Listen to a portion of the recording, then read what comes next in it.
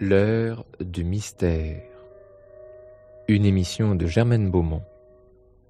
Aujourd'hui, Fausse note de Bernard Latour. Une coproduction du service lyrique et du service dramatique de la radiodiffusion.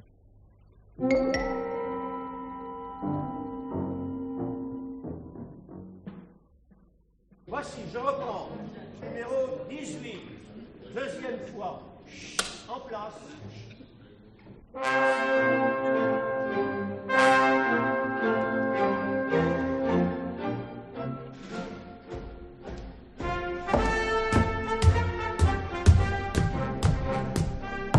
Eh bien, votre orchestre ne perd pas de temps pour répéter.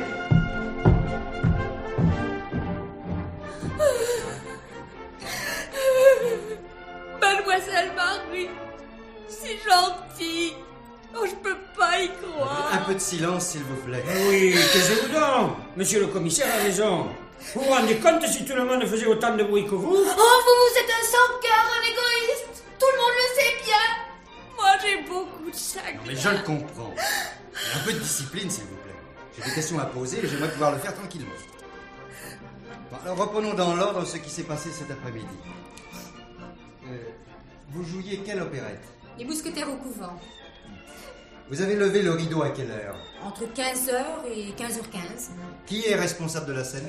Ça, c'est moi, monsieur le commissaire. Ah, vous faites partie du personnel permanent de ce théâtre? Non. Je suis régisseur de tournée. Mais j'ai pas toujours fait ce métier. Avant, j'étais trial. À Pointe-Rue-Tesbourg. Ah, vous, je ne vous permets Non, pas. allons, du calme. Expliquez-moi d'abord, voulez-vous? Qu'est-ce que c'est un trial? Un ténor comique. Du nom du créateur de l'emploi, Antoine Trial, de la comédie italienne, berceau de notre opéra comique, né à Avignon en 1736, mort à Paris en 1795. Ah, merci, monsieur, pour cette précision historique. Et la rue Taitbout? C'est là que se trouve l'office du chômage des artistes. Pointer rue Taitbout, c'est être au chômage. Bien. Vous êtes arrivé à quelle heure au théâtre? Une heure avant le lever du rideau, comme je fais d'habitude. Vous n'avez rien remarqué d'anormal? Absolument rien. Non. Vous êtes monté dans les... Comment vous appelez cet espace-là, au-dessus de la scène? Ah, les cintres. Non, j'y suis pas monté. J'avais rien à y faire puisque j'avais fini d'installer mon décor ce matin. Ce matin, justement. Oui. Avez-vous remarqué la pièce de fond? Comment vous appelez ça? En contrepoids. Oui, le contrepoids qui, en tombant, a tué Mademoiselle Le Thor. Eh bien sûr que non. Je suis passé sur toutes les passerelles pour accrocher les rideaux aux perches. Vous pensez bien que si jamais j'avais remarqué un contrepoids comme ça, je l'aurais redescendu tout de suite. C'est bien trop dangereux. Après... Et vous avez quitté le théâtre à quelle heure? Après avoir terminé votre montage de décor? Vers 1h. Et vous êtes revenu? À 2h, je vous l'ai dit. Après être revenu vers 2h, vous n'avez plus quitté la scène? Non. Certain? Ah, certain. Même pas pour aller boire un verre. Ça m'étonnerait bien. Oh, vous, alors... S'il vous plaît. Voyons maintenant du côté des artistes. Qui peut me dire à quelle heure est arrivée Mademoiselle Le Thor? Moi, monsieur le commissaire. Qui êtes-vous, vous? La du gazon de la taupe? Du nom de Rose Lefebvre, dame du gazon, actrice de l'opéra comique, née à Berlin en 1755, morte à Paris en 1821. Oui, encore merci, monsieur. Quel est donc votre rôle, madame? Ça fait 15 ans que je suis dans la carrière artistique, monsieur le commissaire, et toujours habilleuse. Mais je peux faire autre chose. Oui. À quelle heure est arrivée Mademoiselle Le Thor? Vers 2h. Et après, je peux vous le dire, elle n'a pas quitté sa loge avant de monter sur le plateau. Et vous-même? Quand êtes-vous arrivé au théâtre? Mais ce matin, à 9h. Vous pensez, avec toutes les robes à sortir des panières, à repasser, à recoudre dès qu'il y a un petit accroc.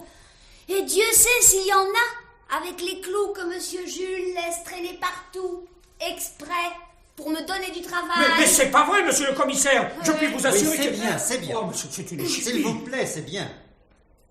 Pendant le midi, qu'est-ce que vous avez fait? Je suis restée dans la loge. J'ai mangé d'un sandwich. Vous n'avez vu personne passer par les couloirs pour se rendre sur la scène?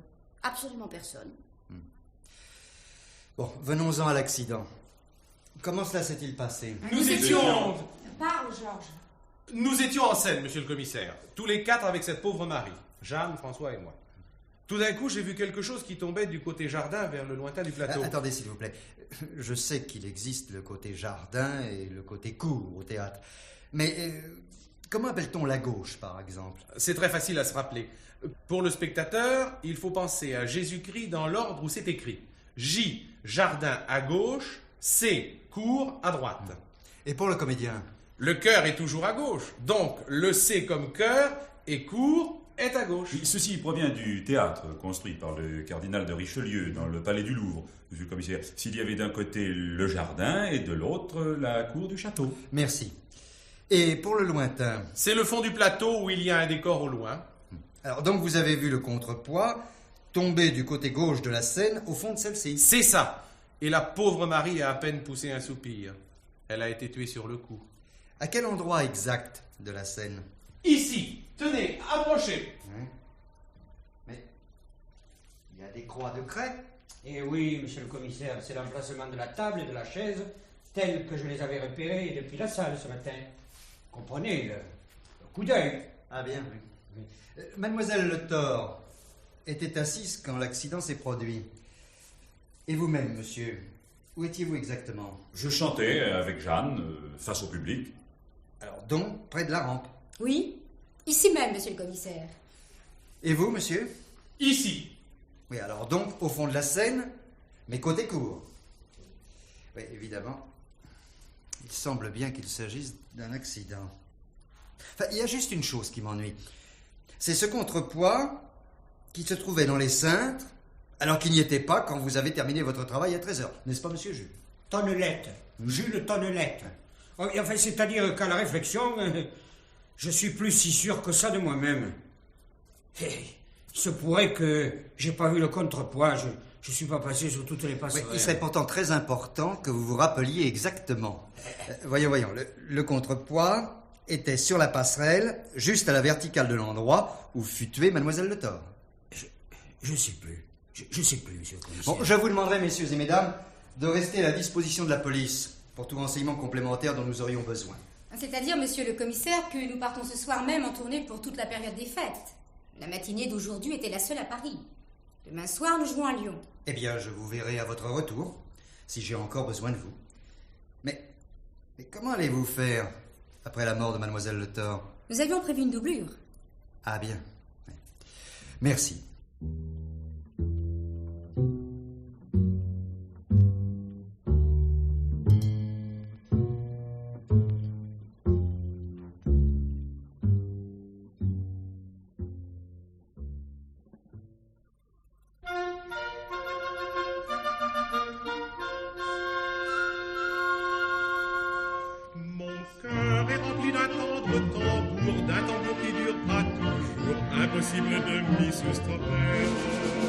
Tambour, ah joli petit Dieu malin, toi qui ris dans ses yeux câlins, es-tu bien un tambour sincère? Tambour, tambour, tambour, quand tu nous tiens, le reste ne nous est plus rien et la vie nous paraît légère. Comme nous allons gentiment héberger, en goûtant sans nous ménager, la joie d'un tambour partagé. Et nous ferons sans effort 1000 variations sur le même thème.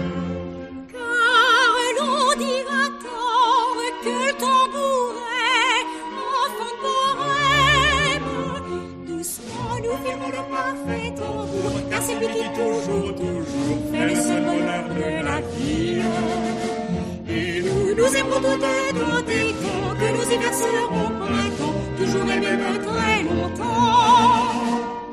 Ah, dans mon transport que je vous donnerai sur ta lèvre, mettre avec orgueil un gros fauteuil, un doux fauteuil. Cet ardent fauteuil me transporte de filleule. Échangeons sans fin de fauteuils, des milliers, des milliers, des milliers, des milliers de fauteuils. Échangeons sans fin de fauteuils, des milliers, des milliers, des milliers, des milliers de fauteuils. Je t'aime. Je t'aime.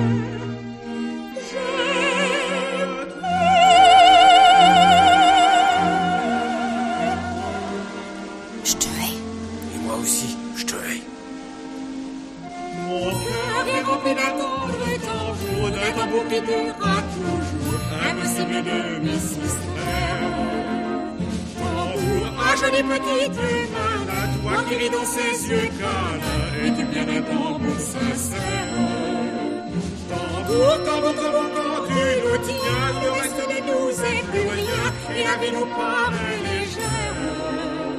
Comme nous allons gentiment émerger, on vous tous nous ménager, la joie d'un tambour partagé. Tambour, tambour.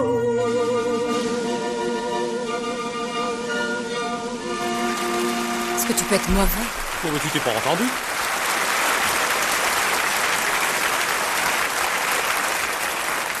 C'est un triomphe. Vous êtes venu ici à Lyon, monsieur le commissaire? Le public vous rappelle, allez vite le saluer.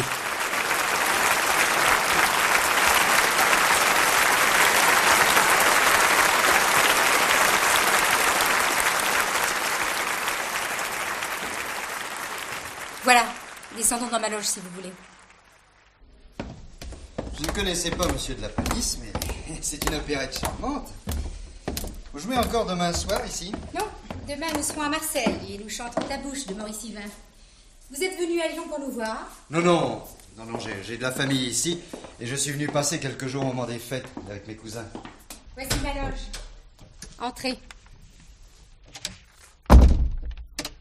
Et puis, comme j'ai pas eu le temps de terminer mon rapport sur l'accident avant de quitter Paris, j'ai pensé ce soir à venir vous demander quelques renseignements complémentaires. Vous avez bien fait. Vous permettez que je me démaquille? Mais je vous en prie. On m'a dit à Paris que vous dirigiez la troupe. C'est exact. Et on m'a dit aussi que Marie Le Thor était votre associée. Mais c'est faux. C'était une amie de jeunesse. Nous avons été ensemble au conservatoire. Et nous nous aimions beaucoup. Elle me rendait parfois des services dans la troupe. Elle avait d'ailleurs le même emploi vocal que moi. Mais elle n'avait jamais pu être une vedette pour le public. Elle n'avait pas ce qu'il faut. C'était une excellente doublure, sans plus. Oui. Moi, je n'ai jamais été capable de distinguer un mi d'un fa. Je vous admire beaucoup de chanter sans fausse note. C'est moi, tu es prête? Entre. Monsieur le commissaire, vous êtes à Lyon? Et comme vous voyez... Et monsieur le commissaire assiste au spectacle. Oui, dans la coulisse. Ça vous a plu? Beaucoup. Mais il y a une chose qui m'a surpris tout de même. Quoi donc? Ce sont les propos que vous échangez sur scène entre les répliques ou pendant le chant. De la salle, on ne voit rien, mais des coulisses, qu'est-ce que vous pouvez bien vous dire? Mais des indications de place. Recule un peu, avance un peu, attention à ta réplique, regarde le chef. Seulement cela? C'est curieux. Je pensais à votre mimique que c'était infiniment plus important. Eh bien voilà, je n'ai plus qu'à vous souhaiter une bonne fin de tournée. Nous ne nous verrons pas à Marseille? Ah non, je n'ai pas de cousin phocéen. Au revoir.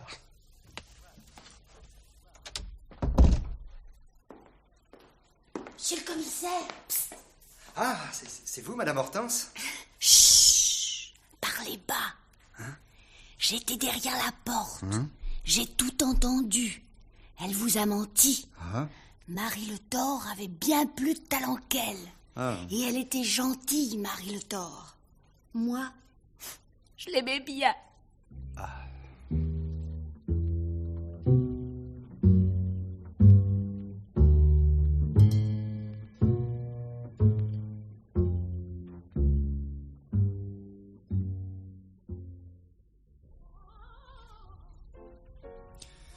Vous répétez tous les jours?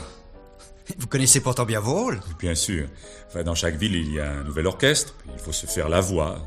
Tenez, écoutez Jeanne. Ce matin, dans le train, mes collègues m'ont dit qu'ils vous avaient vu hier soir à Lyon. Vous avez des cousins là-bas, paraît-il? Oui. Et à Marseille aussi? Ah non. Non, mais mon directeur m'a téléphoné ce matin. Il est furieux parce que je n'ai pas terminé mon rapport avant de m'absenter pour les fêtes. Alors j'ai pris tout de suite le train pour Marseille. Mais c'est la dernière fois que je rencontre votre troupe. Si sympathique soit-elle, je voudrais bien profiter de mon congé de Noël et du jour de l'an. Dites-moi, qu'est-ce que vous pensiez de Marie Le Thor? C'était une gentille fille. Non, mais au point de vue talent. Pas formidable. Et par rapport à Madame Jeanne? Sans comparaison. Non, Marie était très inférieure. Elle s'en rendait compte d'ailleurs. Mais on m'a dit aussi qu'elle s'occupait de la direction de la troupe. Oui, elle donnait un coup de main à Jeanne. Mais enfin, là aussi, elle n'était qu'une doublure. Oh non, une très gentille fille. Et sa mort me fait beaucoup de peine. Mais dans le travail, elle n'était pas très efficace. Monsieur François, c'est à vous de répéter l'orchestre. Ah, vous m'excusez? Monsieur le commissaire, vous, à Marseille, dans oui. mon pays. Eh bien, pour une surprise, c'est une surprise. Savez-vous bien que vous êtes ici dans la capitale du chant, dans la patrie de Jules Tonnelette? Ah oui, Béreuth, alors. Oh, Béreuth, Salzbourg, ça tient pas à côté de Marseille. Ah bon? Quand à Toulouse, là, avec son Capitole, et à Ajaccio, avec son Tino Rossi, oh, les pauvres, ils peuvent aller se rhabiller. Ah, je voudrais vous dire... Oui, tout à l'heure. Hein. Chut, laissez-moi écouter la répétition. Ah bon? Attention, je commence la porte. Et voici ta mouche numéro 12.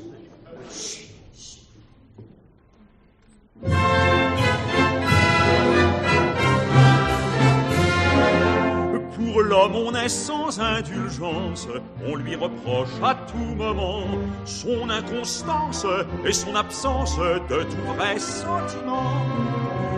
Pourtant, lorsqu'en son innocence et cédant à notre désir, un petit être a pu s'offrir, comment ne pas s'en souvenir?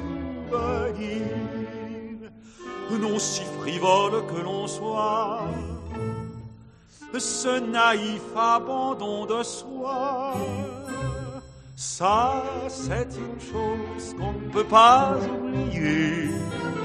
Se dire c'est moi le premier, ça c'est une chose qu'on ne peut pas oublier.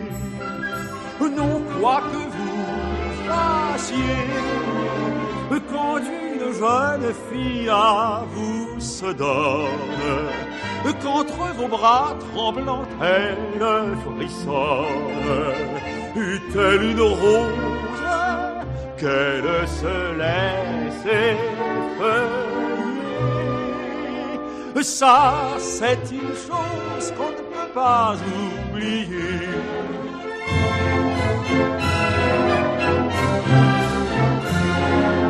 Dans des yeux aux diverses teintes, j'ai dû s'éveiller bien des fois lors d'une étreinte plus ou moins feinte de merveilleux émois. Mais ce dont je garde l'empreinte, ce qui pour moi n'a pas de prix, c'est le joli regard surpris que seule elle eut quand je la pris. À ces beaux grands yeux étonnés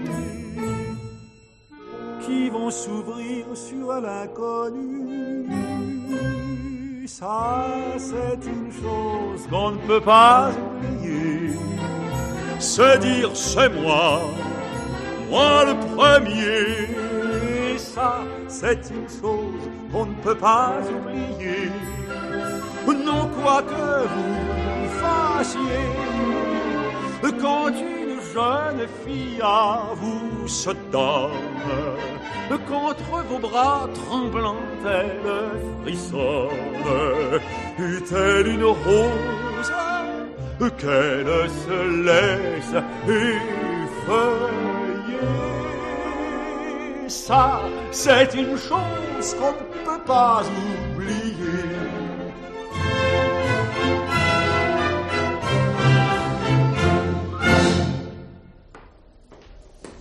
Qu'est-ce que vous vouliez me dire? J'ai repensé à cette affaire du contrepoids. Vous savez, des contrepoids, on en voit partout dans les théâtres. Alors, c'est pour ça que j'avais plus une mémoire très exacte. Mais maintenant, je suis à peu près persuadé qu'il n'y en avait pas sur la passerelle quand j'ai monté les rideaux. Mais vous êtes persuadé ou à peu près persuadé? Et je suis à peu près persuadé d'être persuadé. Ah.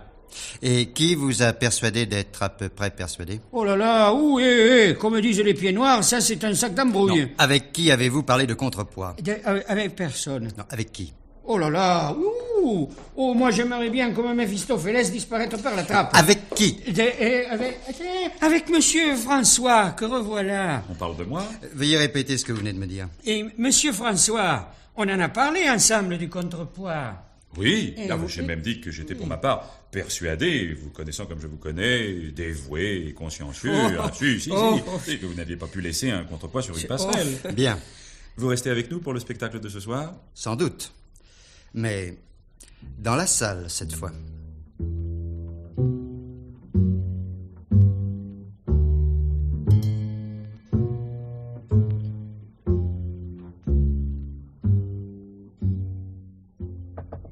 Entrez. Oh, au travail dès le matin? Il n'y a pas d'heure, il n'y a pas de bonheur pour les habilleuses. Si encore on était bien payés. Qu'est-ce que c'est que ces costumes? C'est pour Monsieur Beaucaire, de Messager. Non, mais regardez-moi ces robes-là, des kilomètres de tissu à repasser. Ah, heureusement qu'on s'habille plus comme ça maintenant. Ça vous a plu ta bouche hier soir? Beaucoup, oui. Oh, c'est une bonne troupe. Dommage qu'il y ait tant d'histoires. Ah oui? Quelles histoires? Bah, comme il y en a toujours dès qu'il y a des hommes et des femmes ensemble. Tiens donc. Bah, racontez-moi donc un peu ça. Et là. Vous croyez que je fais les concierges ou les indicateurs? Comptez pas sur moi, hein? Non, bien sûr. Mais, par exemple, je suis sûr que Jules n'est pas un petit saint. Lui? Une franche canaille, oui. Si je m'étais pas défendu, je passais à la casserole. Non. Si, malgré son âge. Hein? On dirait pas, hein? Remarquez que toutes les femmes sont pas comme moi, hein? Il y en a même qui en profitent rudement. Ah oui? Monsieur François, avec sa belle voix de basse. En avant pour le charme. Oh, je l'ai vu faire. Toute la gamme y passe. Depuis la profondeur et le charme sentimental jusqu'à l'autorité du père noble. Ben, comment voulez-vous que les femmes résistent? Il les a toutes. La pauvre Marie, Jeanne... Non, pardon, il était l'amant de Marie Le Thor? Mais oui! Et Jeanne ne le savait pas. Mais si elle l'avait su... Je vais même vous dire une chose, hein. Mais gardez-la pour vous. Marie venait d'exiger que François l'épouse juste la veille de l'accident. On peut dire que la mort de Marie arrange bien François. Vous avez vu? Ben, il n'est pas triste du tout, il l'aimait pas. Et si Jeanne avait appris ça, elle te le mettait tout de suite à la porte, tout François qu'il est, lui qui rêve de devenir patron. Ah bon? Mais pourquoi croyez-vous qu'il la courtise, la Jeanne? Pour prendre la place de l'actuelle Marie. Oh, il est drôlement fort, vous savez. La Jeanne, c'est une femme de tête, et elle connaît le métier. Eh bien, hop, il lui fait le coup du père noble, avec la voix du commandeur, et madame est servie. À Lyon, vous m'avez dit que Marie Le Thor avait beaucoup plus de talent que Jeanne. J'ai parlé avec François du talent de Marie, et il m'a soutenu le contraire. Il vous a dit ce qu'il a voulu vous dire. Et comme je vois bien que vous êtes persuadé que ce n'est pas qu'un simple accident, cette affaire de contrepoids, je ne peux vous dire qu'une chose. La mort de Marie, ça arrange tout le monde. François et Jeanne.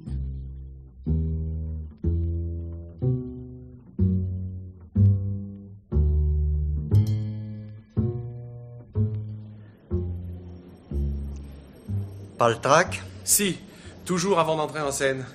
Vous êtes resté à Marseille ce soir? Oui, pour la représentation. Mais aussitôt après, je prends le train pour Lyon à 1h du matin. Tout comme nous. Mais on prend le train pour Toulouse. On chante là-bas demain soir. Fatigant la vie de tournée. Vous pouvez le dire. Vous êtes associé avec votre femme pour la direction de la troupe? Oui. Ça doit vous donner du travail en plus de votre métier normal de chanteur. Ma femme est très active. Elle fait tout toute seule. On commence. Vous allez dans la salle? Non, je suis le spectacle des cintres.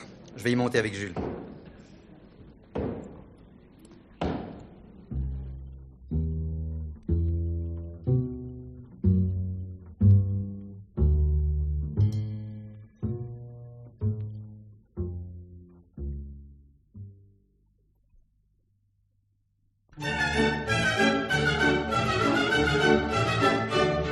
Je connais une belle, trop belle, hélas, à mon amour rebelle qui m'a pris dans celle-là. Et la cruelle a fait serment d'être muette à mon tourment. Je connais un pauvre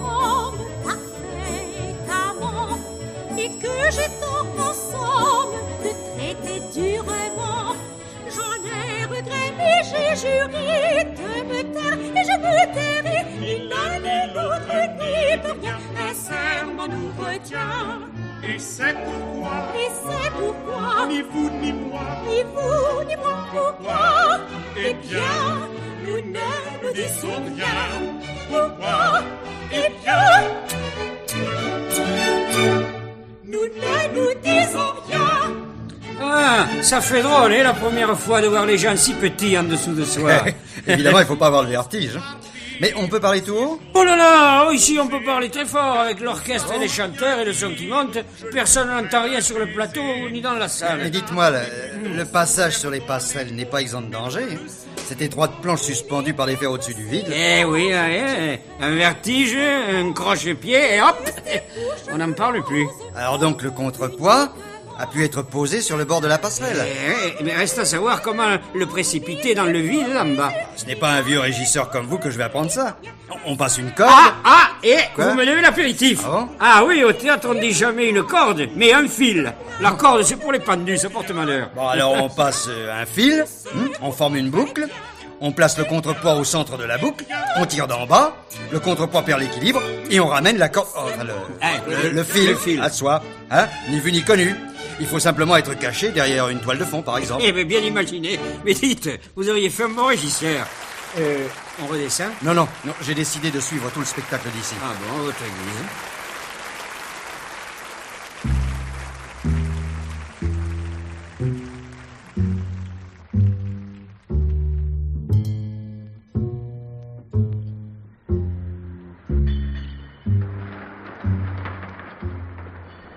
Une heure 11 pour Lyon, 1h15 pour Toulouse, à 4 minutes d'intervalle, on part en même temps. Ah, voilà, c'est pour moi. Bonne fin de tournée. Bon, bonnes vacances.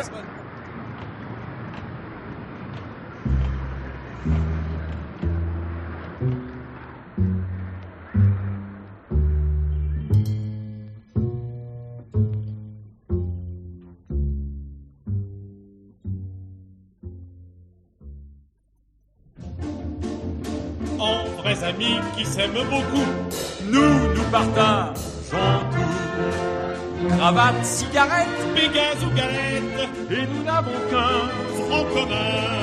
Car toi, c'est moi, c'est toi. Tout ce qu'on a, on se le prête, on se l'échange. Il n'est pas de bonheur sans mélange.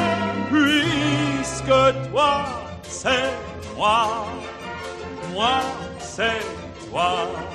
Nous sommes comme les deux doigts de la main, de bons copains. Nous partageons au même moment les mêmes sentiments. Quand j'ai un malheur, aussitôt je pleure, mais dès que je ris, je souris. Car toi, c'est moi, c'est toi. Ce que tu sens, je le sens malgré moi. Quand je bois, j'ai la gueule de bois. Puisque toi, c'est moi, c'est toi. Nous formons plus des mois et des mois de frères savoirs. Nous ne pouvons, il faut le déclarer, jamais nous séparer. Comme un vrai toutou, je t'accompagne partout, en train, en auto, au piano. Car toi, c'est moi, c'est toi. Quand tu chantes sitôt, je chante aussi. L'harmonie dans la vie nous unit. Puisque toi, c'est moi, c'est moi. Nos deux cœurs.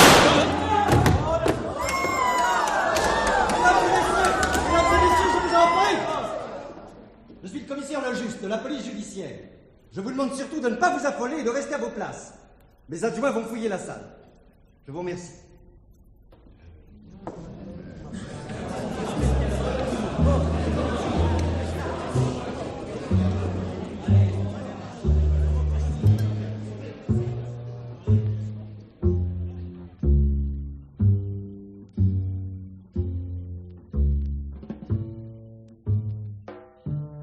Sinon, vous étiez dans la salle.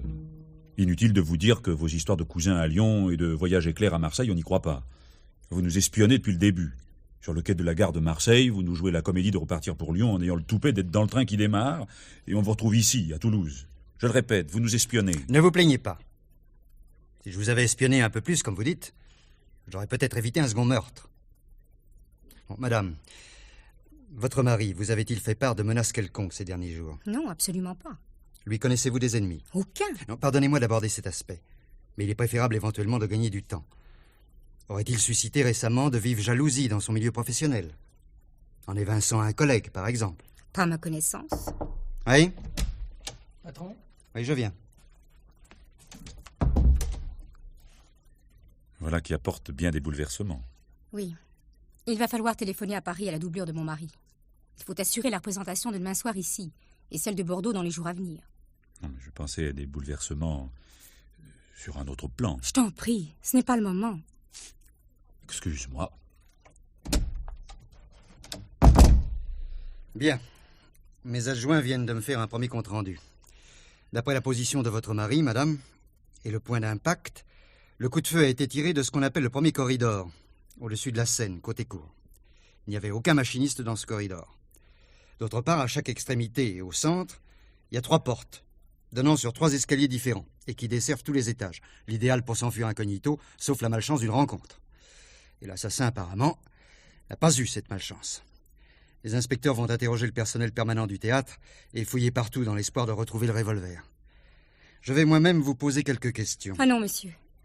Respectez au moins ma douleur d'avoir perdu mon mari. Je désire me retirer. Cette épreuve est au-dessus de mes forces. Je vous comprends, madame. Mais je voudrais juste vous demander où vous étiez au moment du coup de feu, puisque M. François et M. Georges étaient seuls en scène. J'étais dans ma loge. Comment avez-vous su qu'il se passait quelque chose d'anormal, puisque je vous ai vu presque immédiatement sur scène? Mais il y a un réseau intérieur de haut-parleurs qui permet de savoir ce qui se passe sur scène, partout dans le théâtre. À commencer, bien entendu, par les loges. Eh oui, monsieur le commissaire, c'est bien pratique. Comme ça, les comédiens ne peuvent plus rater leur entrée et on n'a pas à courir partout après eux. Bien, je vous remercie, madame. Je vous reverrai demain matin. Bonsoir, monsieur le commissaire.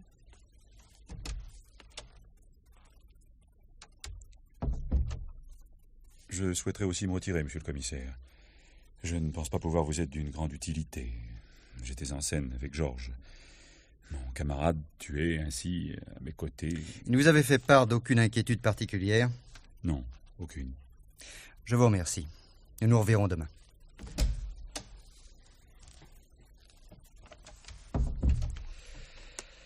À nous. Où étiez-vous, monsieur Jules? Eh bien, dans les coulisses, comme toujours. Oui. Mais où, dans les coulisses? Un peu partout. J'avais à surveiller le changement de décor pour le tableau suivant et voir si les accessoires étaient en place. Surveiller les entrées des chanteurs, enfin, etc., quoi. Pas une minute à moi pendant le spectacle, en tant que régisseur. Ah! À l'époque où j'étais Trayal... Rue Tête-Bout? Retenez-moi! Allez, allons, taisez-vous. Vous n'aviez personne à vos côtés pour en témoigner? Non. Dommage. Vous pouvez vous retirer.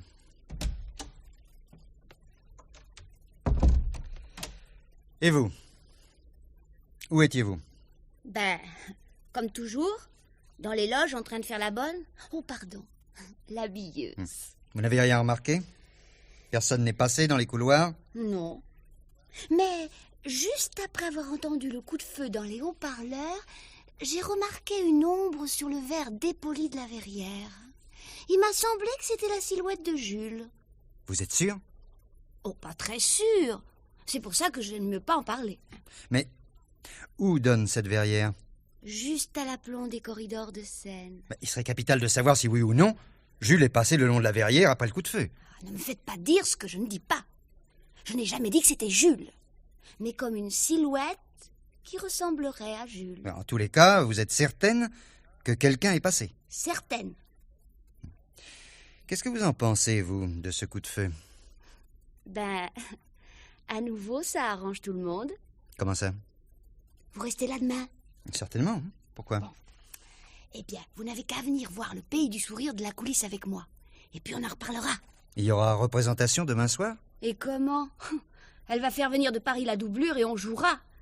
Elle ne veut pas perdre une seule recette, la garce. À demain. À propos, quel était le titre de l'opérette de ce soir? Toi, c'est moi.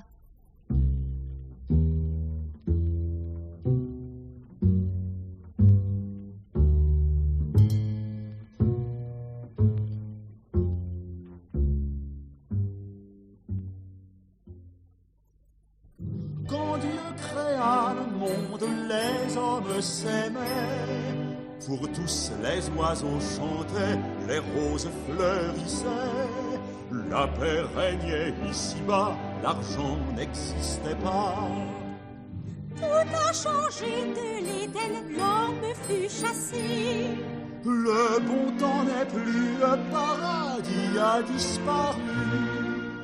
Et si le cœur chante des mots très gentils, pour nous tous on chante, c'est le paradis. Mon amour et ton amour sont nés le même jour, d'un regard très court mais qui vous charme pour toujours.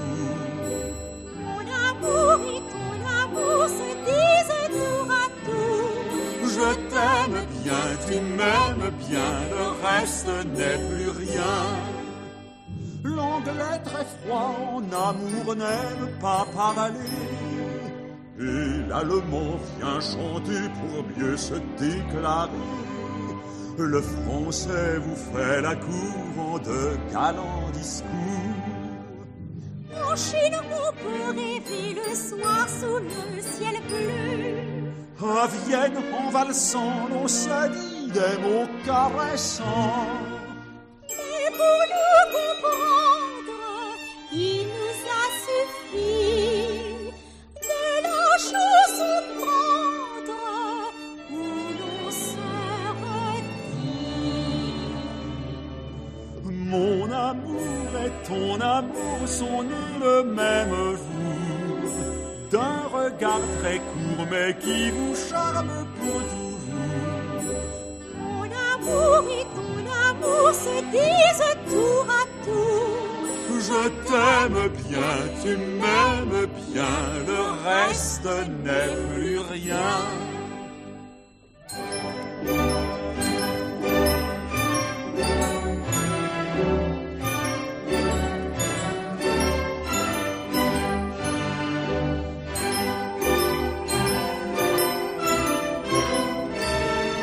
Je t'aime bien, tu m'aimes bien, le reste n'est plus rien.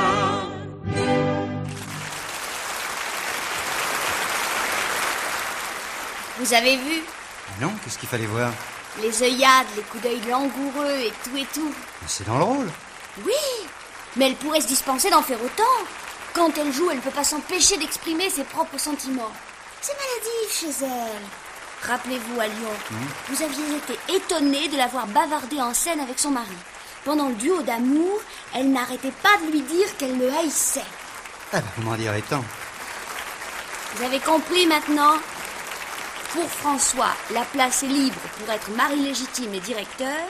Pour elle, la place est libre pour garder l'homme qu'elle aime vraiment. Il n'y a plus que Jules qui attendra une promotion de chef régisseur. Il est si bête.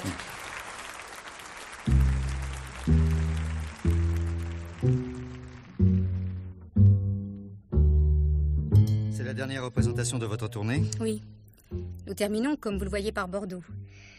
On peut dire que cette année, la tournée de Noël jour de l'an aura été mémorable. Quelles sont vos intentions après votre retour à Paris? Je vais chercher un ténor meilleur que la doublure pour remplacer mon mari. Et je pars en tournée, en Belgique, fin janvier avec la troupe. Où en est votre enquête? Vous avez découvert le coupable? Ou les coupables? Non. On ne peut pourtant pas dire que vous ayez manqué de temps. Depuis une semaine que vous nous suivez. Peut-être que si je connaissais les mobiles exacts du crime, ou plutôt des crimes, j'avancerais plus vite. Les mobiles ne sont pas multiples au théâtre, contrairement à ce que l'on croit. L'argent, les sentiments... Oui, mais le tout est de savoir comment ils s'entrecroisent. Tenez, si je prends Monsieur François, par exemple, cette double mort va lui permettre de se livrer entièrement à l'amour qu'il vous porte et d'espérer devenir votre adjoint dans la direction de la troupe. Non mais vous êtes fou. Vous n'avez aucune preuve de ce que vous avancez. Vous n'avez pas le droit de dire une chose pareille. Je me plaindrai auprès du préfet de police. Oui, de toute façon, soyez absolument tranquille, monsieur, vous étiez en scène lors des 2 meurtres. On ne peut pas vous accuser de les avoir commis. Je ne vous le fais pas dire. C'est pas vous, madame Eugène. Bien, j'y vais. Je trouve, monsieur le commissaire, que vous avez des déductions hâtives sur les mobiles éventuels du crime. Que pourriez-vous dire alors de moi? Vous avez raison, madame. Il ne s'agit que de déductions hâtives pour une conclusion, comme au théâtre. Mais si nous parlons de vous, il faut bien remarquer qu'à l'inverse de monsieur François, vous n'étiez pas en scène au moment de la mort de votre mari. Mais j'étais dans ma loge. Vous avez un témoin? Mais c'est pas vous, madame. J'arrive. À propos, monsieur le commissaire, le revolver, a-t-il été retrouvé? Non. Dommage. Que chantez-vous ce soir? Je n'ai même pas pris le temps de consulter l'affiche. Fifi. Mais dépêchez-vous, madame, vous allez être en retard. Non, je vais vous écouter des coulisses. Rendez-vous ici à l'entracte. À tout de suite. Tu m'accompagnes, François? Oui. Monsieur Jules, Oui, monsieur le commissaire. à Toulouse, qui a ordonné de baisser le rideau après le meurtre? Eh mais c'est moi. Mais j'ai rien eu à ordonner du tout. J'ai simplement appuyé sur le bouton et c'est un système de commande électrique. Et le jour du premier meurtre à Paris? Ah, là, c'était un rideau à contrepoids. J'ai tiré sur le fil. Vous-même? Oui, moi-même.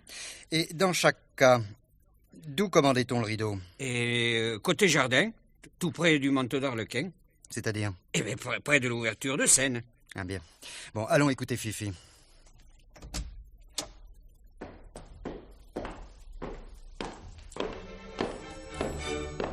Oh, cher monsieur, excusez-moi, excusez-moi, excusez-moi.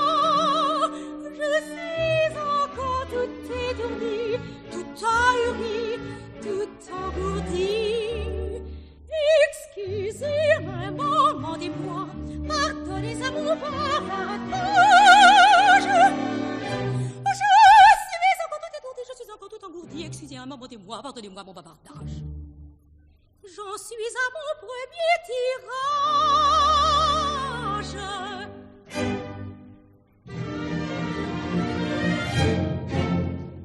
Je reviens de chez Madame de Thèbes. Dans ma ville, il y a un homme brun qui m'épousera, je serai célèbre. J'aurai mon nom dans le beau temps. Une femme noire me cherchera des noises, mais il paraît que ça ne fait rien. C'est une femme mariée, une bourgeoise, mais tout ça finira très bien. Dans mon jeu, il y a des tas de piquants. Il paraît que c'est des tas d'argent. Je ferai quelque chose dans la République. Qui c'est? La femme du président. N'est-ce pas que c'est à n'y pas croire? N'est-ce pas que c'est beau? N'est-ce pas que c'est fou? Et pour m'apprendre toutes ces histoires, on ne m'a pris que 40 sous. Oh, cher monsieur, excusez-moi, excusez-moi, excusez-moi. Je suis encore tout étourdi, tout ahuri, tout engourdi. Excusez un moment des mois, pardonnez à mon bavardage. Je suis encore tout engourdi, excusez un moment des mois, pardonnez-moi mon bavardage. Je vous en prie, relevez-vous, mademoiselle. J'en suis à mon premier tirage.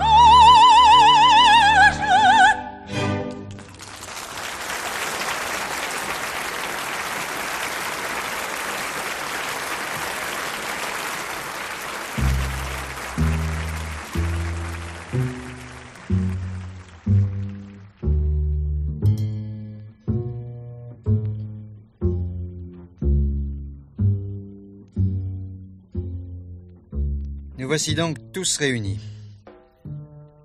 De même que votre tournée s'achève ce soir, mon enquête doit aussi s'achever aujourd'hui même. Je vais d'ailleurs être très bref. Dans tout crime, il y a le mobile, la décision d'exécution et l'action même d'exécuter. Nous avons vu tout à l'heure, monsieur François, que vous étiez en scène au moment de chacun des crimes. Vous ne pouvez être l'exécuteur. Ça va de soi. Mais vous pouvez être l'instigateur. Quant à vous, Madame Jeanne, vous êtes en scène au moment du premier crime, mais vous n'y êtes pas au moment du second. Rien ne prouve que c'est la même personne qui a commis les deux assassinats.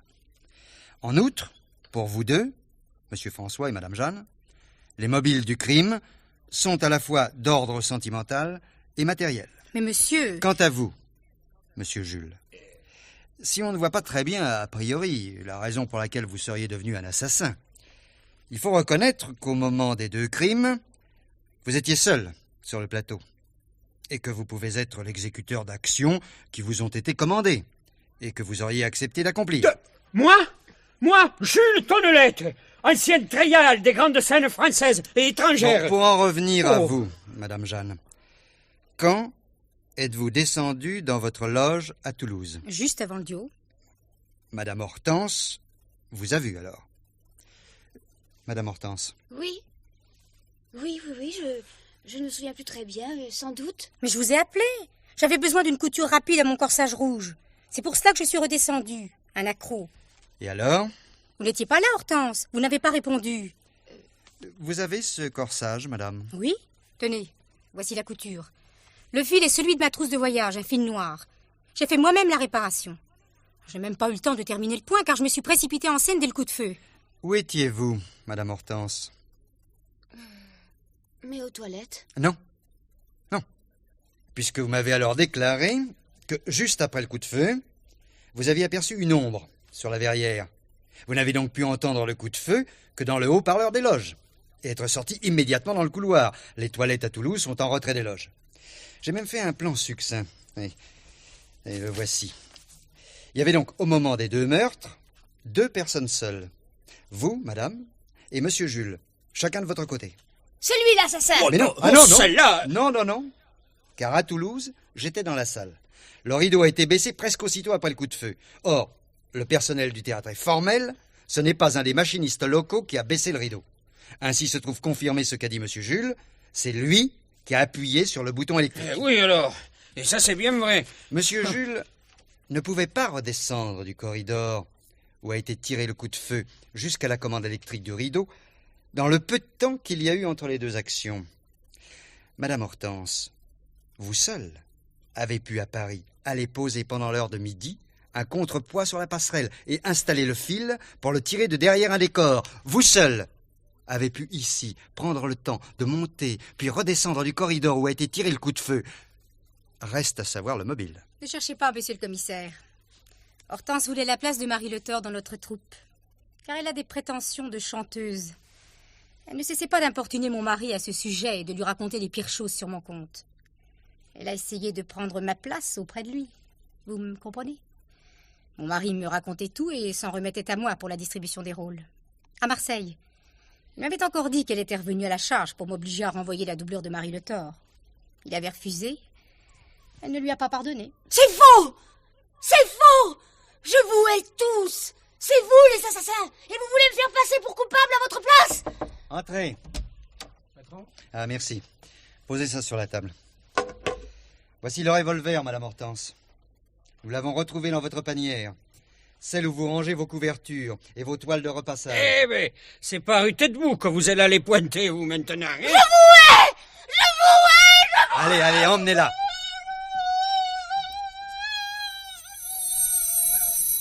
Ah, voici la fin de l'entracte. La représentation continue. En scène. Et sans fausse note.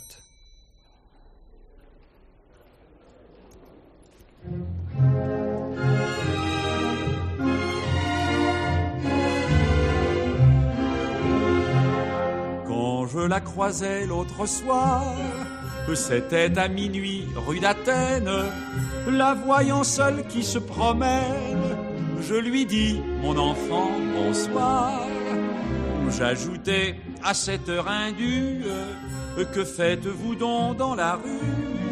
Naïvement et sans savoir, elle me dit, je fais le trottoir. C'est une gamine charmante, charmante, charmante, qui possède une âme innocente, innocente. En elle tout est poésie, poésie. Elle répond au joli nom d'Aspasie.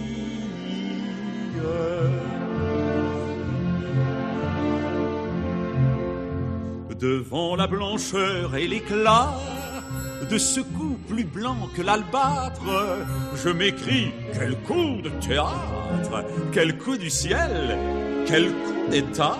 Oh oh oh, fit-elle d'un petit air honnête, vous ne connaissez que mon coup de tête, mais vous serez chippé, je le crains, quand vous connaîtrez mon coup de rein. C'est une gamine charmante, charmante, charmante, qui possède une âme innocente, innocente. En elle tout est poésie, poésie. Elle répond au joli nom d'Aspasie.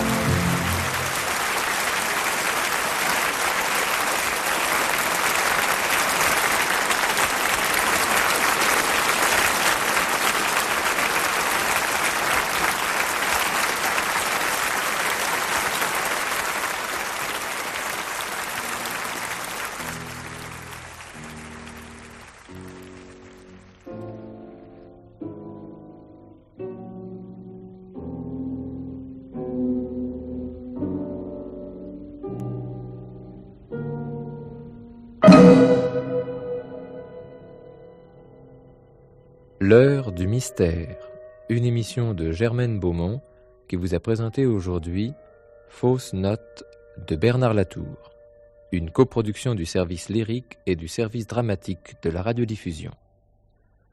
Avec la distribution suivante, Jeanne, Monique Stiot, Hortense, Colette Ripert, François, Dominique Tirmont, Georges, Bernard Plantet, Jules, Gaëtan Jor, Commissaire Lejuste, Raoul Guillet. Bruitage, Jean-Jacques Noël. L'orchestre lyrique de l'Office de radiodiffusion télévision française était placé sous la direction de Marcel Cariven. Collaboration technique, Marc Chartier, ingénieur du son René Cambien, assistante Marie-Laure Borg. Réalisation, Bernard Latour.